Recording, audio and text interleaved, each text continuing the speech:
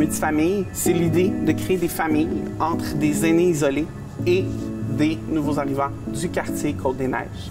Il faut comprendre qu'à la base ici, oui, on est entre deux allées, mais à la base avant, on est une cafétéria communautaire qui, à tous les jours, servait avant la pandémie entre 200 à 300 repas. Il y avait 200 à 300 places assises dans l'espace où on se trouve. La pandémie a changé les choses chez Multicaf. En octobre 2020, quand on a dû réouvrir, on est devenu une épicerie solidaire pour desservir les familles du quartier, s'assurer qu'ils reçoivent des denrées alimentaires qui sont en provenance de Moisson Montréal et de d'autres partenaires de Multicaf.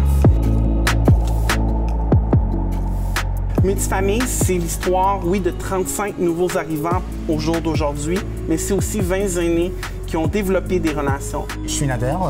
Moi, personnellement, c'est de passage chez Multicaf quand on m'a proposé de participer au projet Multifamille. Et franchement, je ne le regrette pas. Donc, je trouvais que c'était un projet assez intéressant qui est venu dans un moment très précis, donc la pandémie, et qui m'a fait apprendre pas mal de choses. Je suis Marguerite Patrick Franchot. J'aime offrir de mon temps pour aider si je veux, accompagner, donner des conseils, apprendre à parler le français. Et ce que j'ai apporté surtout, c'est les conversations pour briser un petit peu l'isolement. Pour moi aussi, parce que confiner, rester à la maison, ça devient des jours assez difficiles.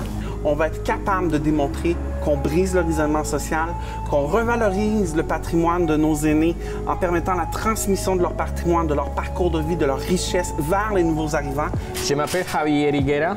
Monsieur Dufresne, qui est né ici à Québec, m'a enseigné beaucoup de choses, de différents sujets au niveau culturel, au niveau personnel. Donc, je crois que ce sont des grosses choses à mentionner qui m'ont changé totalement la vie. On s'appelait quelque chose comme une fois par semaine. Je lui parle de mes problèmes et elle me guide. Elle me dit par exemple, moi j'ai vécu une telle situation dans un tel contexte, je me suis en sorti d'une telle façon, etc. Donc c'était pour moi comme une espèce de, je dirais pas une conseillère dans ce sens-là, mais pour moi, dans ces temps-là, c'était un refuge. Que Multifamille a atteint son objectif de prouver que nos aînés ont encore quelque chose à transmettre et que nos nouveaux arrivants ont quelque chose à apporter à nos personnes aînées. Le projet Multifamille, c'est mettre en valeur l'aspect multigénérationnel et multiculturel aussi. Je suis contente d'avoir pu donner la confiance aux nouveaux arrivants. Je crois qu'après du projet, après de la pandémie, on a créé déjà des bonnes relations, des bons amis. Et je crois que avec le temps, ils seront à perdurer. Le nom qu'on a donné à ce projet Multifamille, vous aurez avec l'accent mis sur la notion de famille, c'est vraiment très réel. Donc elle fait partie de ma famille maintenant.